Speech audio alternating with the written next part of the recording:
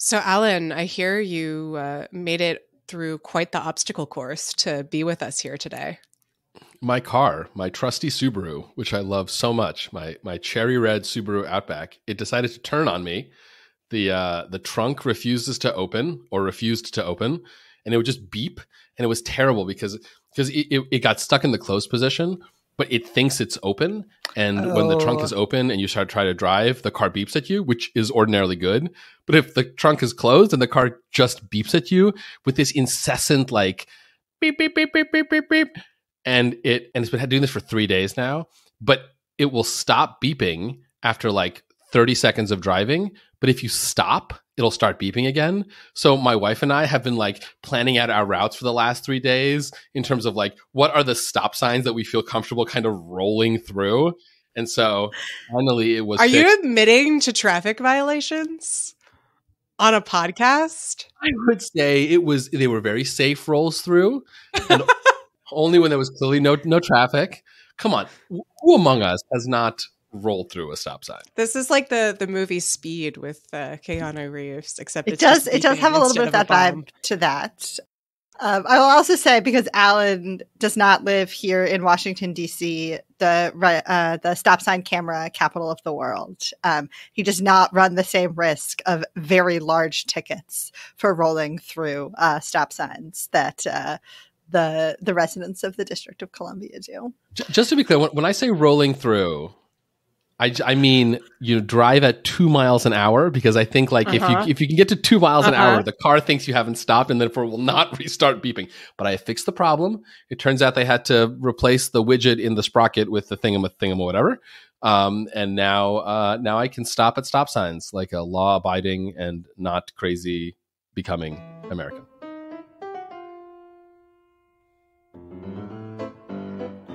Hello, listeners, and welcome to Rational Security.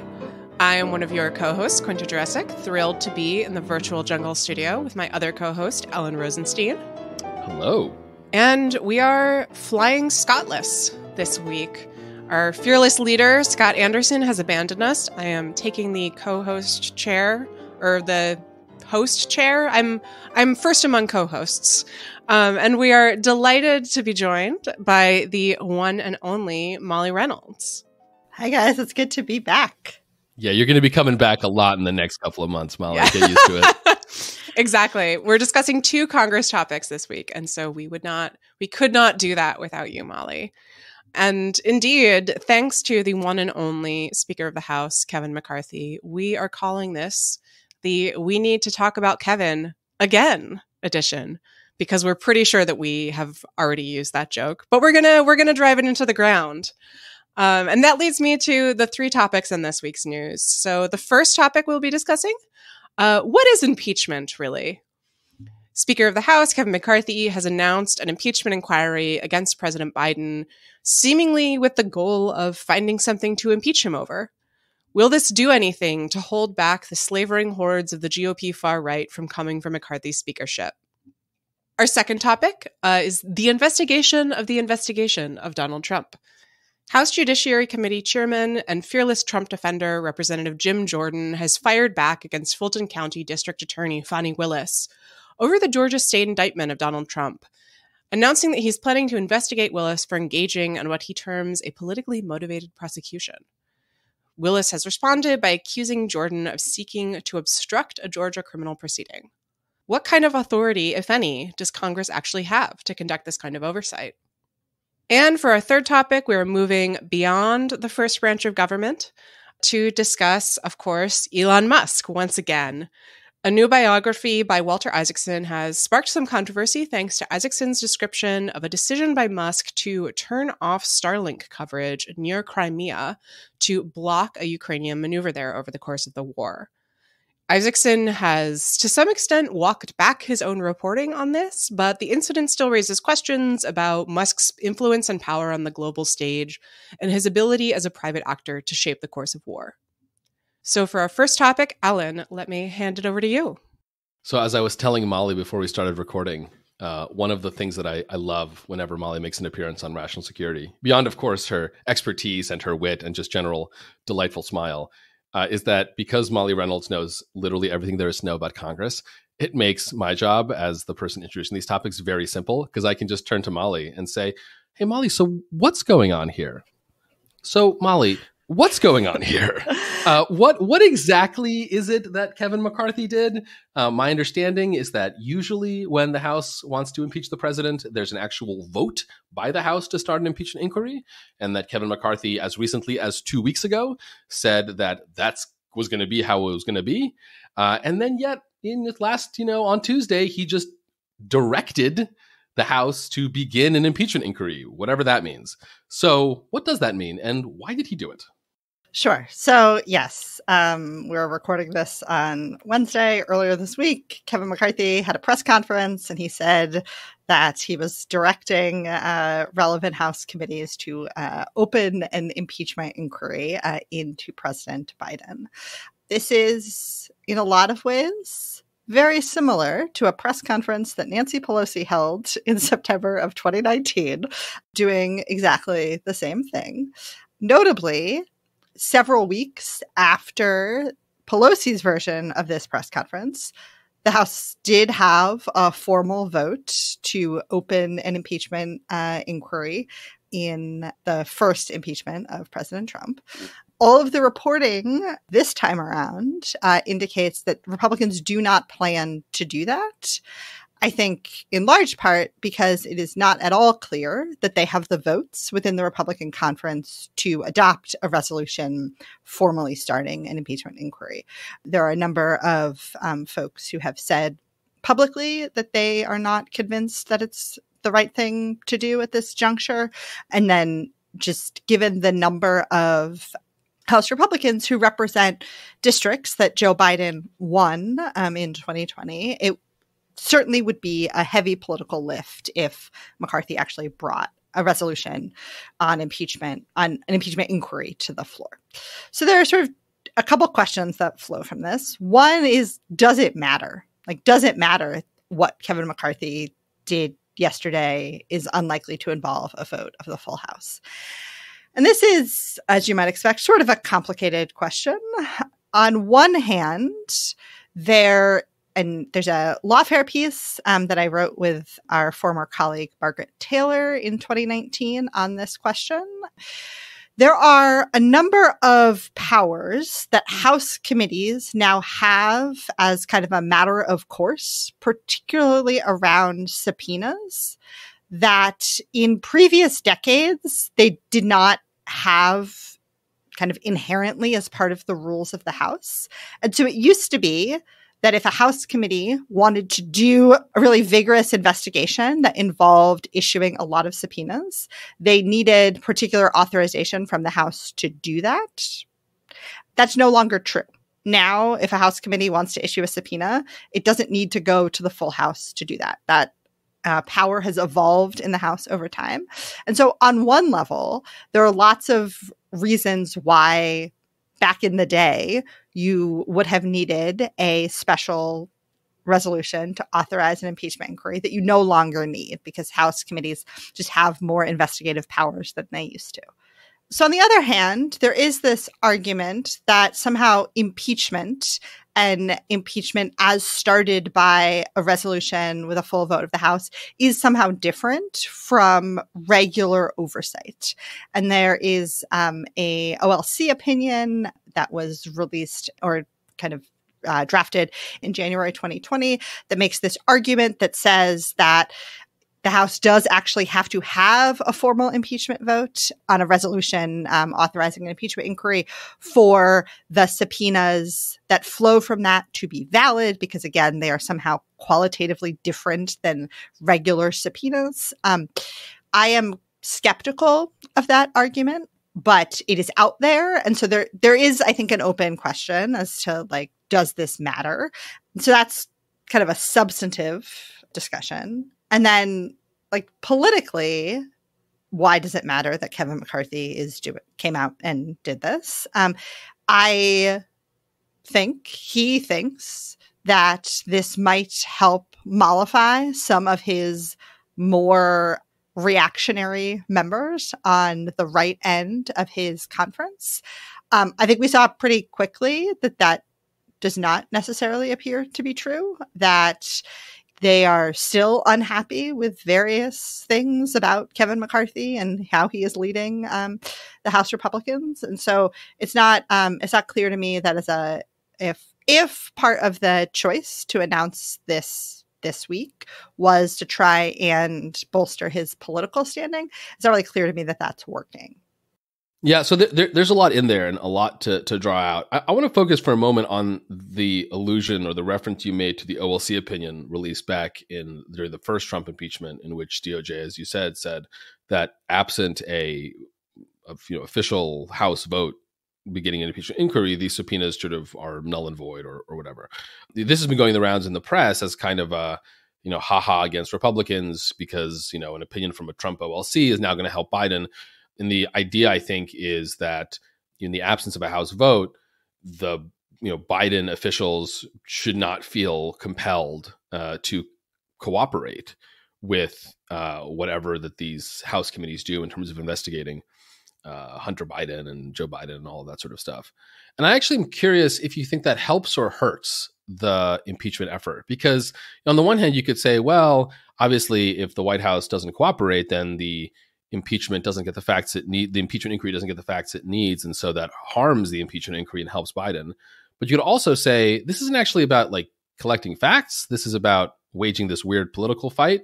And if the Biden administration has to choose between, or if the Biden administration decides to take advantage of this opinion from the Trump OLC and not cooperate, it actually kind of almost helps the impeachment, because then they can remain fact-free, which is kind of where they're most comfortable, and can still yell and scream about how the White House isn't cooperating. I mean, I guess the more general question is should we even think about this as a normal impeachment, given that it doesn't seem to be trying to do the things that normal impeachment is trying to do, which is figure out what actually happened? Even though I should also say, to all the Biden apologists, the Hunter Biden thing does not seem great as a general matter, even though I don't think it rises anywhere near an impeachable offense. Yeah, I can't believe that we elected Hunter Biden as the president. Touche, Jurassic. No, but seriously, just to add one point onto that, I mean, Molly, I'm interested in what you think about this. I've been kind of irritated at the horse race political coverage of all this, because it seems like it's devolved very quickly into what does this mean for McCarthy, which is an interesting and important question for reasons we'll talk about. But typically when someone is impeached, there's a reason. Whatever you think of the reason, there's a thing that they did.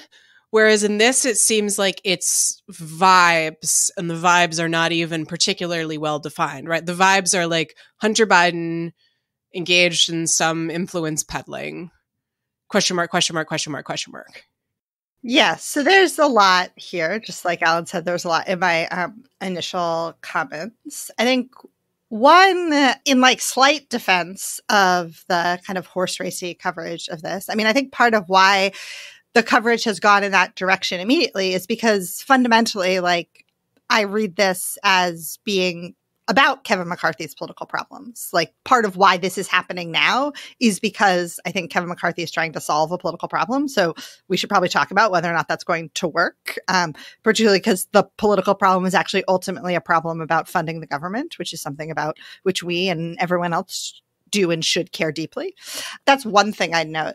The other thing I'd raise is you both used a version of the phrase normal impeachment, or usually when we have impeachments. And I think we need to take a step back and think about, how has this evolved over time?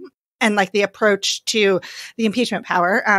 There is I'll point folks to a piece on Lawfare from last November by our collective dear friend Brian Kalt, called "We Live in an Age of Feudal Impeachments," and that's feudal unsuccessful, not of the feudal system. That would be kind of awesome, though.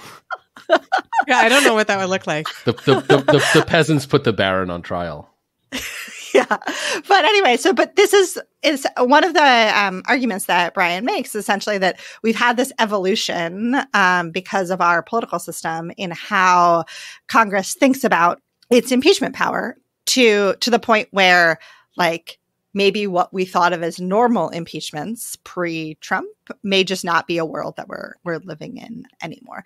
And the last thing I'll say, to come back to sort of Alan's first question about how should we think about the OLC opinion, is that I think fundamentally, as an institutional matter, like, the House should not care what OLC should not care is probably an overstatement, but the House is not bound by what OLC thinks about this, and they should continue to pursue their even if I think that this impeachment inquiry is largely in bad faith and fact free, like, institutionally, the House does not have to listen to the Department of Justice in how it organizes its rules for and processes for proceeding on impeachment. And while I think there is an open question of like what the courts would say about this if folks tried to start litigating it, the House under the Democrats did not proceed in line with this OLC opinion. And there's no, institutionally, I don't see why a Republican-led House should either, because this, for me, a lot of this is a matter of congressional power. So, yeah, I mean, I want to go back to this point that you made referencing Kalt's excellent argument about futile with a T impeachments, and just saying this may be a new normal. And, I sort of recall arguments that were made by skeptics of the first Trump impeachment. And, so a lot of those were in bad faith, but there were some good faith, concerns about the first impeachment. Fair enough. And a lot of the argument boiled down to, look, this is a slippery slope. If the Democrats impeach Trump, then the next time the Republicans are in power, they're going to impeach the Democratic president and so on and so forth. And, if I was one of those folks right now, I would be feeling pretty good. I mean, I'd be feeling bad for the country, but I'd be feeling pretty good in my prognostication. On the other hand, you have to run the counterfactual. Is it really the case that if the Democrats had not impeached Trump, we wouldn't be here? Or even if you do run the counterfactual, you still have to ask, well, maybe impeaching Trump was ultimately worth it. And we're just going to have to live in a world where we have constant impeachments. And there are some quote unquote real ones and some quote unquote fake ones. And we're just going to have to deal with both of those things being called impeachments. I'm kind of curious where you stand on the tit for tat dynamics here. Yeah. So I think and this is not unique to this impeachment question, but I think it is often a fool's errand to say if one party did not do X at time T, the other party would not have done Y at time T plus 1. As someone who, to take this on a little bit of a tangent, someone who spends quite a lot of my life thinking and talking about the Senate filibuster, this is a continuous discussion. If Democrats hadn't gone nuclear in 2013, would Republicans have gone nuclear for Gorsuch in 2017? And I think, to me, history tells us that a party will do a thing when they have the votes and think it's important enough to do the thing, and they won't do the thing when they don't have the votes or don't think it's important enough. And so that's sort of how I read this. I mean, again, as someone who just puts this in a broader context of how parties interact in Congress, I do think this notion that we have less clarity in this particular moment around what it is that Biden is alleged to have done that would rise to the level of impeachment is an important distinction. But and then I guess I'll just say one last thing, is that I think sometimes we can also forget that it took House Democrats much longer in 2019 than many people, both within the House Democratic Caucus and outside of the House Democratic Caucus, wanted it to get to, Quinta is raising her hand, to get to so many weeks of outrage, to get to impeachment. And for me, one of the things that really underlines is the way in which impeachment is fundamentally a political question. And I don't mean that in a pejorative way. I mean that in a you have to get the votes. But so at the end of the day, impeachment is what and when a majority of the House of Representatives wants to pursue it. And I think we can ask questions about whether it is constitutionally and substantively different than other powers of the House. But it's still fundamentally a question about what does a majority want to do and when. Yeah. So speaking of majorities, I mean, there's some weird dynamics here, right? Because as you said, McCarthy's jumping into this without a vote. My understanding is that probably the reason that he hasn't wanted a vote is that it's not totally clear that he would get a majority. Yeah, certainly not clear that he would get to a majority without making some part of his caucus, including the part that is most electorally vulnerable, quite angry along the way. Right. And then there's this additional question of, what's going to happen if they engage in an impeachment inquiry, however we're defining both of those words. What ends up happening if they do decide that at some point they need to, move forward with impeachment itself or some other set of processes that are related that will require a bunch of Republicans to take really, really awkward, uncomfortable votes. Like, does this actually solve any problems? Or because it seems more like it just creates like 10 more problems. And just to add a quick question on that, I mean, is impeachment inevitable? I mean, Quinta's question suggests that, well, maybe at some point they'll have to think about it. There's another school of thought that's flying around Twitter, or X as it's called. I'm not going to call it X. I'm calling it Twitter forever. And look, at some point it's going to go bankrupt, and then someone will buy it and obviously rebrand it Twitter again. So I'm just going to keep calling it Twitter. There's a lot of speculation on Twitter that, like, at this point the House has essentially committed itself to impeaching Joe Biden, and I'm curious if you think that's true. Yeah, I mean, so it is. I think we're going to talk a little bit more about Jim Jordan in a minute, we will, dear listener. We will. But I'll admit that it is kind of hard to imagine, if this comes to the Judiciary Committee, Jim Jordan just saying, you know what? I'm going to let this pitch go by. Like, not gonna swing at it. So that is... I feel like that's the wrong sports ball metaphor given Jim Jordan. He has to be like, this is the punt I will whiff. I don't know. Isn't he do football sports ball? No, he's a wrestler. He's a wrestler. Oh, he's a wrestler. He's a wrestler. Who reportedly enabled sexual abuse. Well, I knew that part. Despite having grown up in a part of the country where high school wrestling is a big deal, I will admit ignorance to like wrestling terms. So I'm not going to try to work a metaphor there. So I think that's a real consideration here. Like, will Jordan just kind of let this die? I think generally, one other dynamic that's really important to consider in the context of the impeachment inquiry specifically, and then in the general operations of the House Republican Conference, including their efforts to avoid a government shutdown, is that there's some part of the conference whose sort of whole reason for being is to be mad about things. Sometimes that anger is directed at Kevin McCarthy. And so you sometimes hear folks criticize both parties for not taking smaller wins when they can get them because they want to keep issues alive for campaign purposes. And to me, there's like a little bit of that going on here too. It's like, when would they actually want to get to the point where they do the actual impeaching, as opposed to just continue talking about impeachment and having hearings that they say are a part of an impeachment inquiry to like keep this issue, which they seem to care quite a lot about, on the front burner. And I don't know what the timing is. And then the last thing I'll say, because someone will want to know about this, is my least favorite discourse is the "what is an impeachment inquiry" actually discourse. My second least favorite discourse is, can the Senate not have a trial if the House impeaches the president? Hell yes. Let's go. I would love can I just say, I feel like a Patreon exclusive should be Molly Reynolds just reading down her list of least favorite discourses. They're all extremely niche, but they all I have a lot of feelings about them. And like, the short answer to that question is, again, like, the Senate, there's a whole host of ways that the Senate could probably dispense with an impeachment that came over from the House, short of having a full trial if there are enough votes to do so.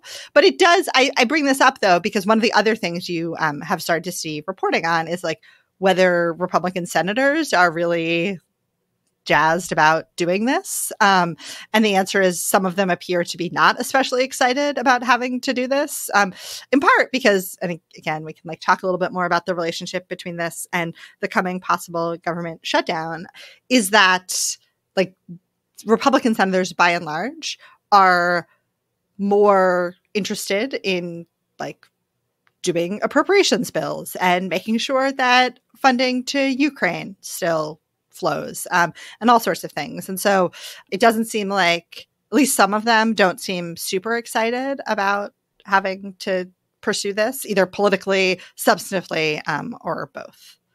So, Molly, we are headed for a potential government shutdown in October. I emphasize potential because you, of course, predicted. I did. I won the hot take contest. Yeah. You won the hot take contest with your prediction that there would not be a shutdown. Would you like to amend your remarks, Dr. Reynolds, in light of the impeachment? That's my question. But sorry, could you finish your question? Sorry. Let me set this out, because I do think it would be useful to sort of take stock of where we are in terms of the potential of a shutdown and why McCarthy seemingly thinks that this move might help him avert that. And if it actually will, if this kicks the can down the road, essentially how these two things interact. Yeah. So I think it's important to remember that the same people in the House Republican Conference who are agitating most for impeachment, I shouldn't say exactly the same, many of those same people are also the same people who are agitating the most for a government shutdown.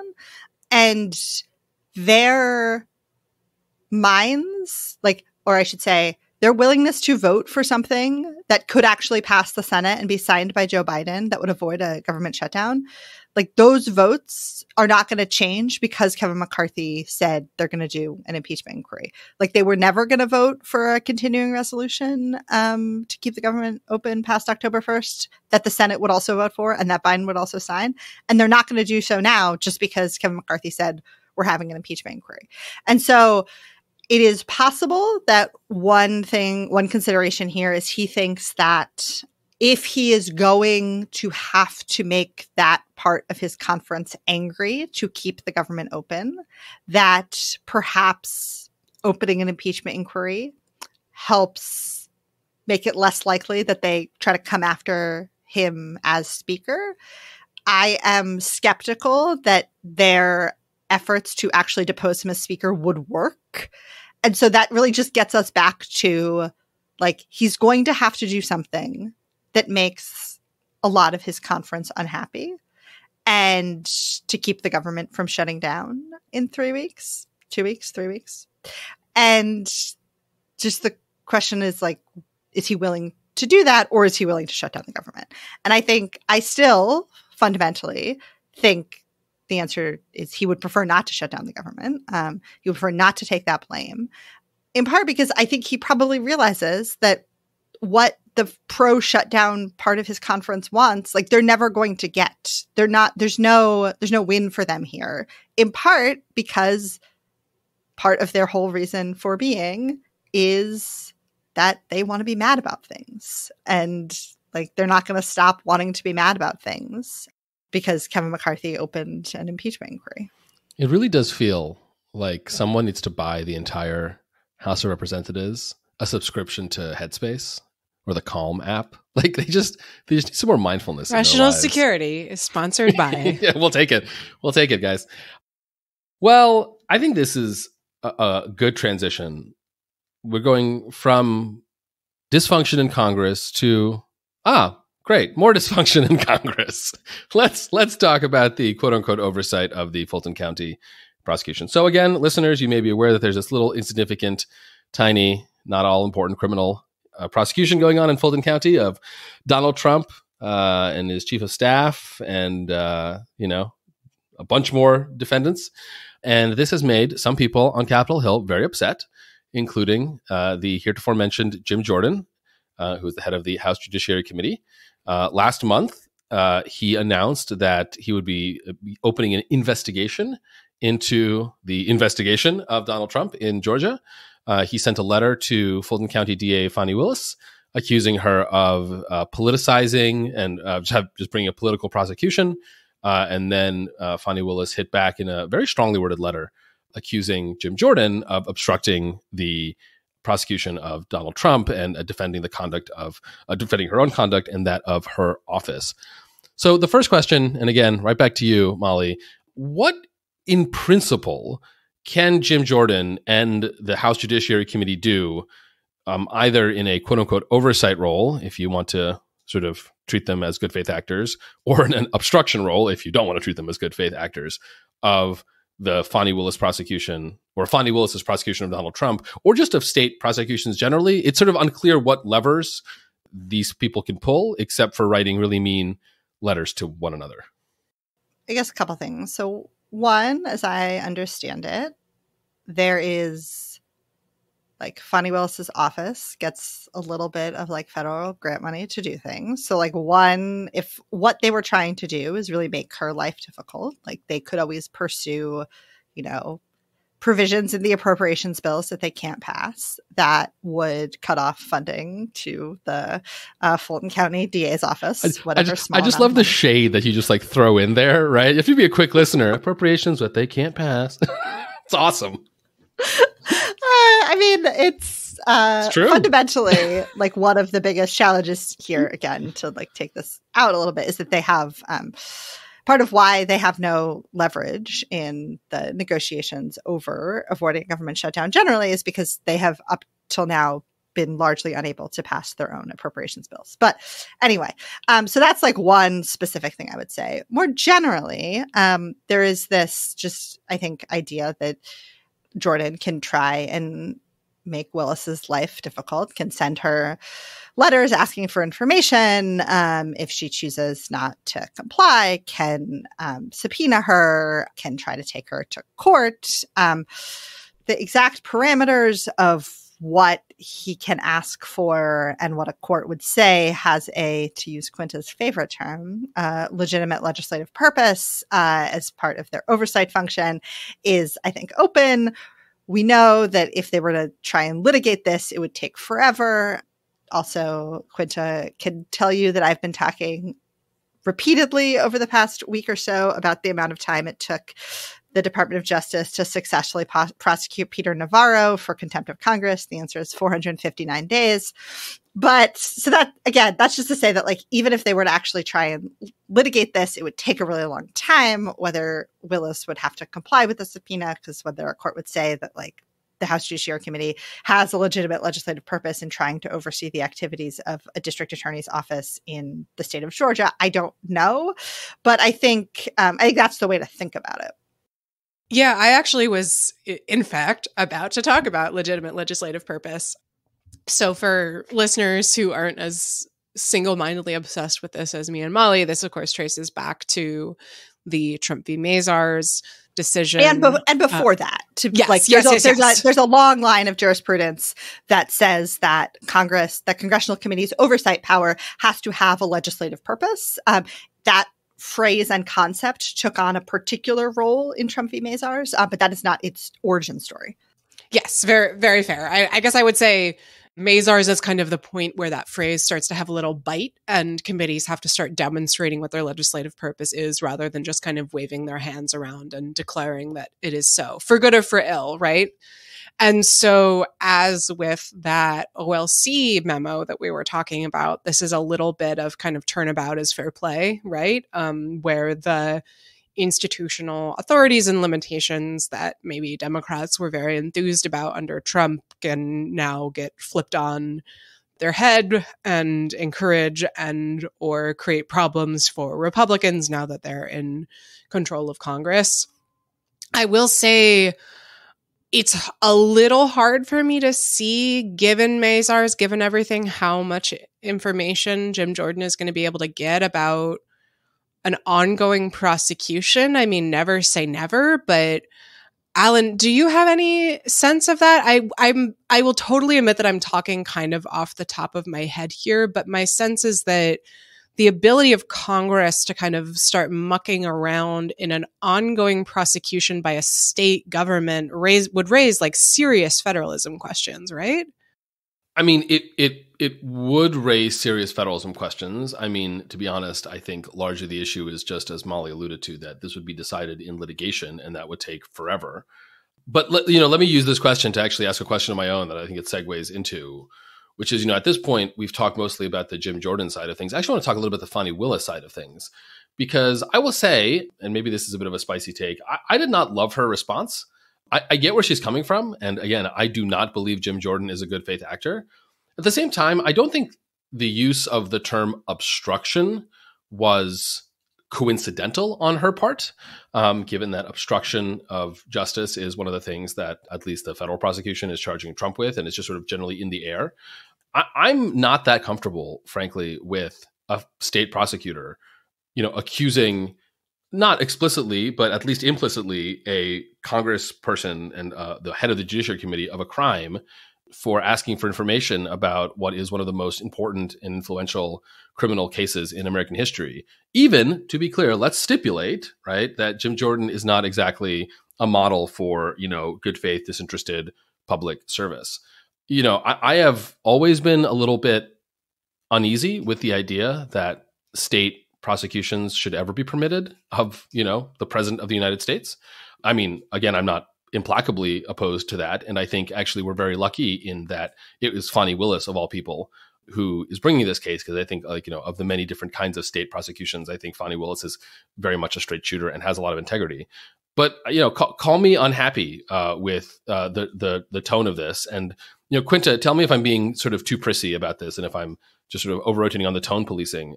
Or if my grumpiness here, again, even if at the end of the day, like, look, obviously I'm not going to sit here and defend Jim Jordan. Like, that's, even both sides Rosenstein can't do that. What do you think?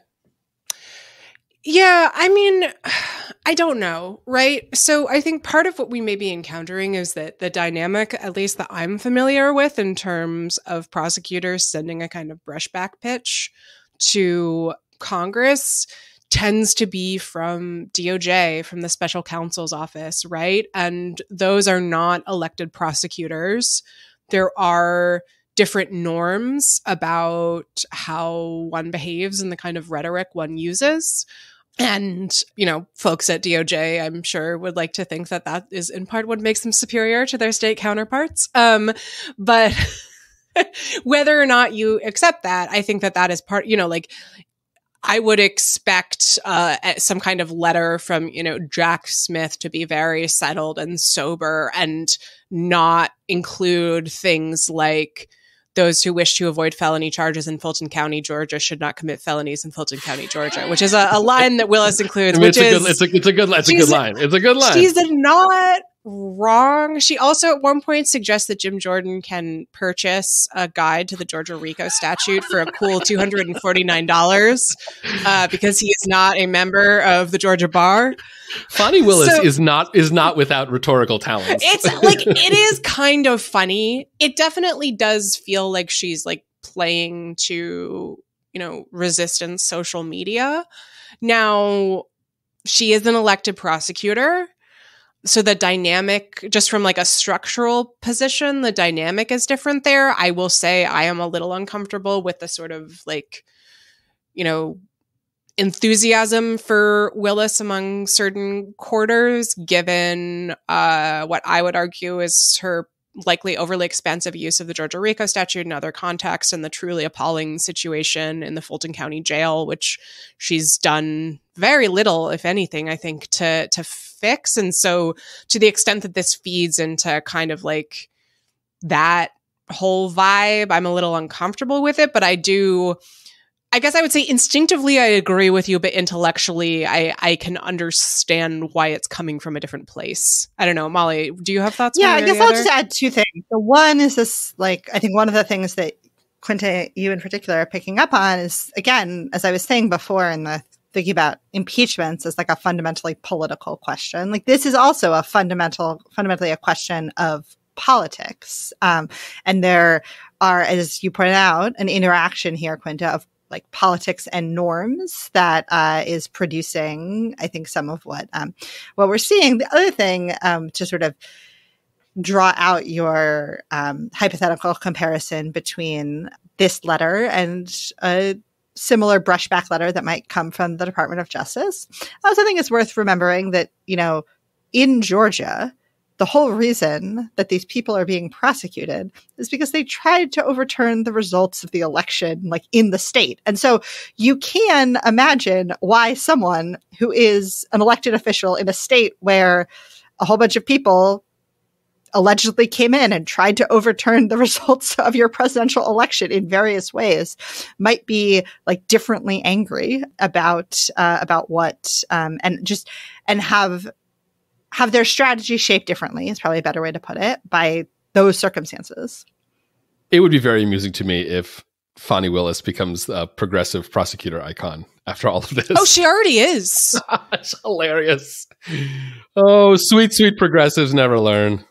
It makes me really mad, honestly. And I think that we got ourselves into this situation in part by doing things like, allowing former prosecutors like, Comey and Preet Bharara to write memoirs about how great the justice system is without engaging seriously with the critiques of their own actions, right? But that's a different conversation for a different time. Anyway, from the first branch of government to the Godhead who rules us all from Mars, where he has not, in fact, launched satellites, despite what Walter Isaacson seems to think. So, Elon Musk, you've heard of him. There is a new biography out by Walter Isaacson, and the book includes a passage that has some pretty explosive information, although to some extent it was reported at the time, saying that last year, Musk had ordered the Starlink service to be turned off near Crimea to essentially prevent Ukraine from launching an attack on an underwater drone attack on a Russian fleet there. When this was published in an excerpt, it created quite a hubbub and actually led to Isaacson walking back his statement by saying that it wasn't that the service was enabled and Musk turned it off. It was that it had already been turned off and the Ukrainians didn't realize that or asked him to turn it back on, and he refused. So setting aside the question of accuracy and biography, because I think we can go down many, many rabbit holes there, I do think that this, raises a lot of questions on a topic that we talked about the other week when it comes to the particular and unique power of Musk as this figure who is not just wealthy, not just in control of a major social media platform, but has a pretty extraordinary influence over global connectivity and communications, and how that enables him to kind of play a role in the prosecution of a major war. So I believe that Isaacson excerpt there's a bit where Musk kind of texts a Ukrainian minister and says, "You should really think about negotiating with Russia." Thanks, man. We appreciate it. So Alan, what do you think about this? You're currently sitting with your head in your hands. So I'm sitting with my head in my hands because I'm about to do something that I don't want to do, which is defend Elon Musk. So I want to zoom out for a second. Oh, and just no. Talk, oh, no, indeed.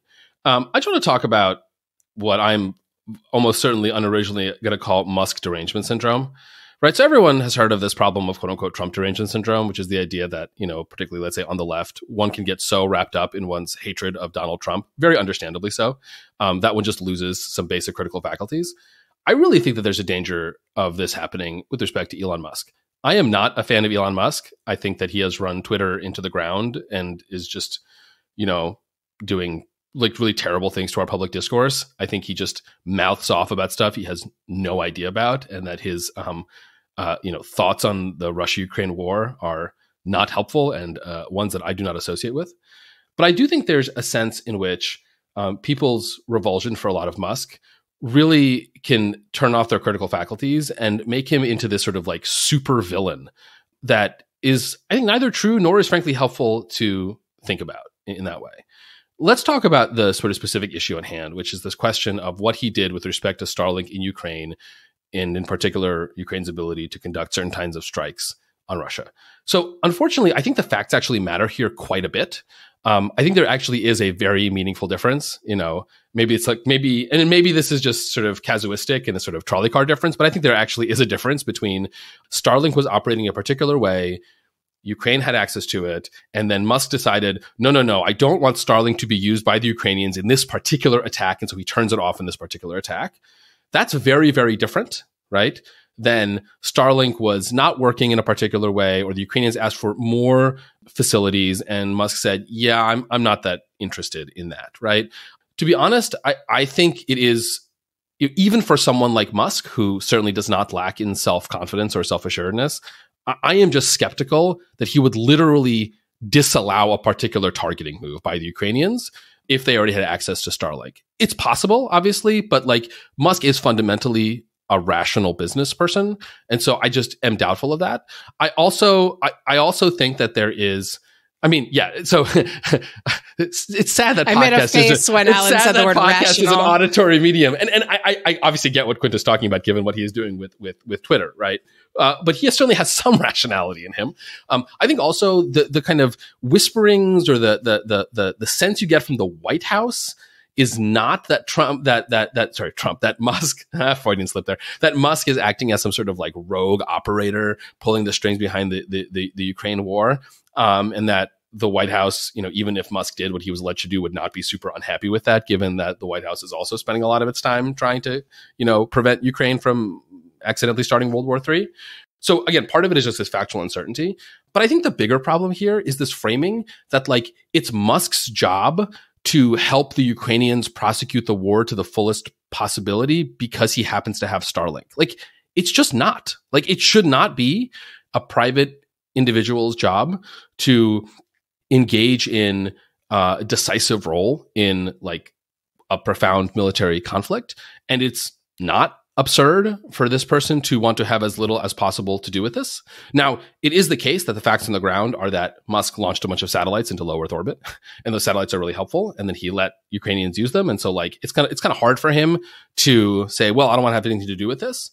But at the same time, like Musk didn't launch those satellites into low Earth orbit. Like Musk launched those satellites into low Earth orbit because he saw a business opportunity that was legitimately adding value to the world. Like Starlink is a kind of remarkable achievement in terms of global telecommunications.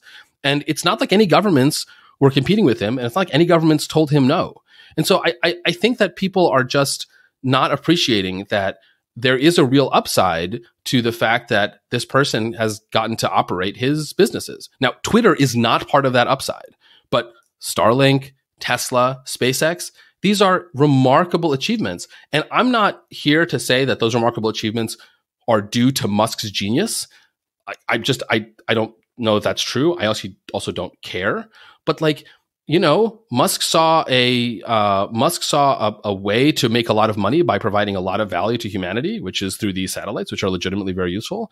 And like, honestly, I don't know why we're spending so much time arguing about Musk and whether Musk is giving Ukraine enough Starlink, and more just about, look, if the US wants Musk to, if the US wants Ukraine to have some capabilities, then, US do that yourself or pay Musk to do that. But I don't know. I find the Musk framing all this like super frustrating. I mean, I think that Musk your Freudian slip is apropos in part because Musk, like Trump, has a tendency, like he is just a black hole of conversation. Right? Everything that you say about him just becomes sucked into this endless psychologizing. And I find it ultimately deeply uninteresting and profoundly sort of warped by great man theories of history that are ultimately distorting and not particularly illuminating. But I mean, the thing that I keep coming back to is there's this incredible and bizarre line in the Walter Isaacson, the excerpt that was published in the Post that kicked all this off, where he has a late night phone conversation with Isaacson, who's clearly thrilled by his access, by the way, and says, and I quote, Walter Isaacson is generally thrilled by his access. That is through line in his written work. So this is Musk, quote, "How am I in this war? Starlink was not meant to be involved in wars. It was so people can watch Netflix and chill and get online for school and do good peaceful things, not drone strikes." I'm sorry. This is like Silicon Valley idiocy of, I'm going to do technology and so there won't be politics anymore. You're building a global satellite network and you're surprised when someone wants to use it for a war? Are you kidding me? Like, this is a big, like, if you can't stand the heat, get out of the kitchen, man. It is baffling to me that he is acting like faux naivete. Oh, how did I end up in this position? You ended up in this position because you built a global satellite network. So granted, and if the question is Musk's faux naivete annoying, I will happily co-sign that it is deeply annoying.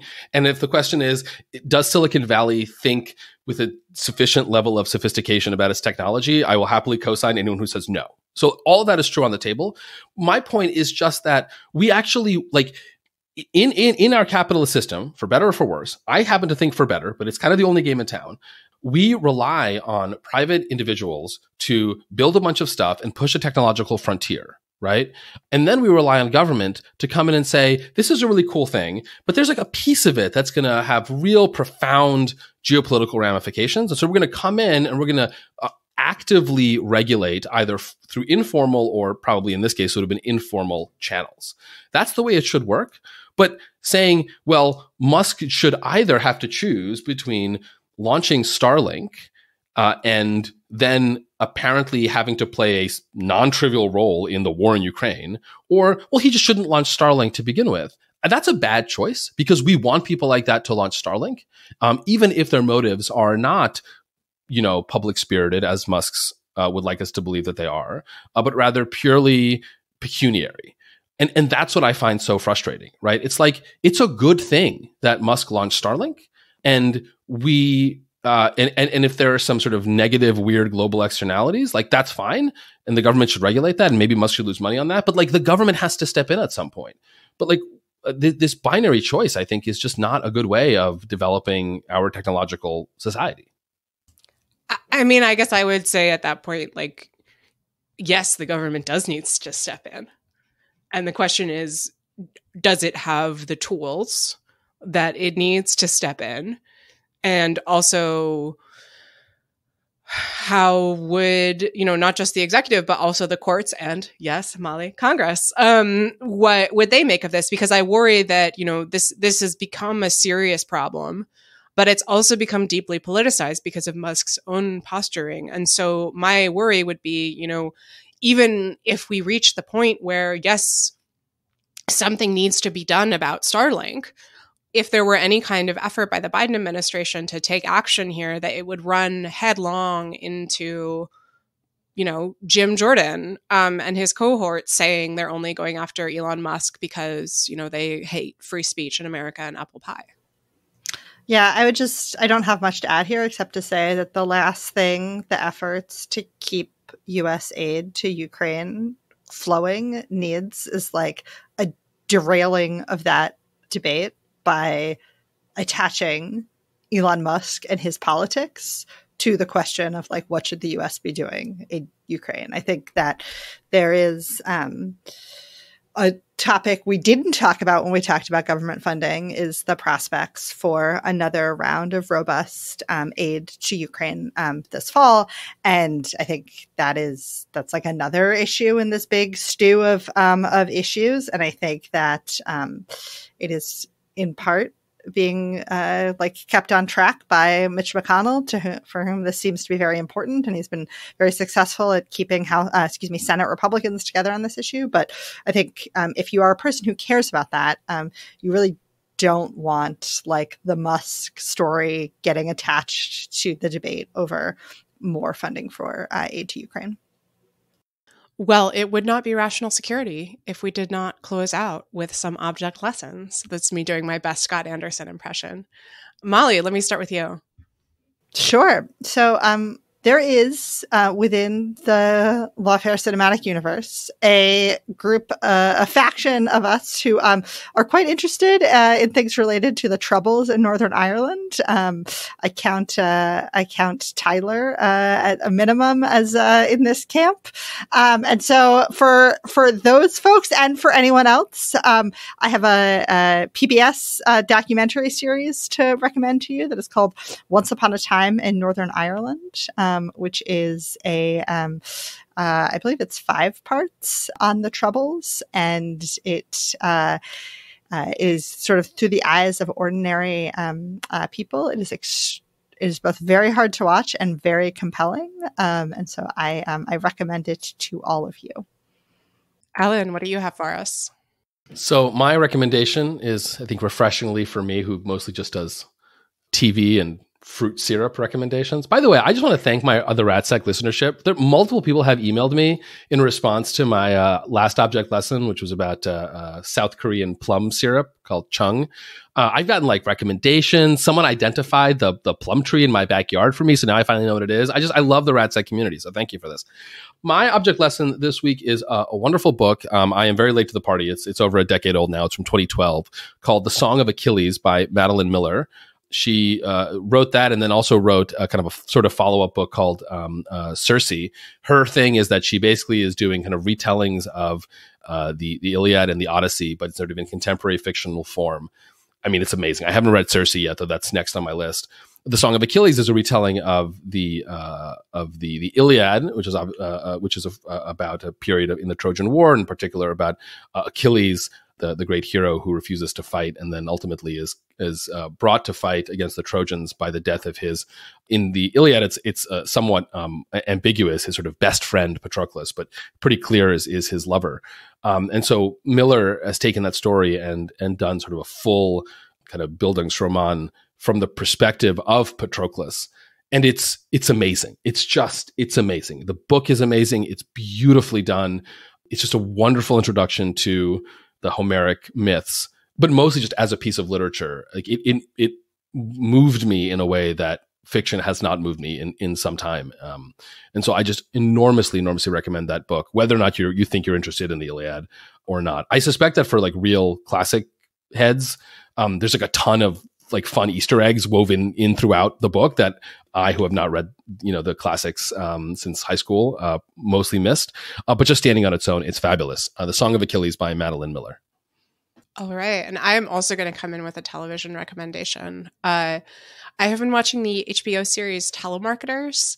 I've only seen the first episode. There are 3 episodes and it just wrapped. And it is this incredible sort of gonzo journalism is not quite the right descriptor, but it's about a group, a sort of scummy telemarketing company that would call folks and tell them that they were fundraising on behalf of, stuff like the Fraternal Order of Police and so on, and pocket an extraordinary amount of the money. So it's a great sort of raw material for, muckraking documentary. But the kind of twist, such as it is that the documentary is made by this person, Sam Lippmanstern, who was employed by this scummy telemarketing company after he dropped out of high school because it was the only place that would give him a job, and was sort of filming throughout his time there, and essentially decides that he's going to, uncover all of the shady dealings of this company and take them down. So it's this sort of fascinating mix of genuine muckraking with a sort of personal story, gonzo journalism edge. And the main characters are very much part of the story, not only in their sort of outrage at the people they're working for, but also in their bumbling and less than competent sort of attempts at journalism and digging up information. I have found the first episode totally gripping, and I am looking forward to continuing watching it. All right, that brings us to the end of this week's episode. Rational Security is a production of Lawfare. You can visit lawfaremedia.org for our show page with links to past episodes and for our written work and the written work of other Lawfare contributors. You can follow us on X at RATL Security, and be sure to leave a rating or review.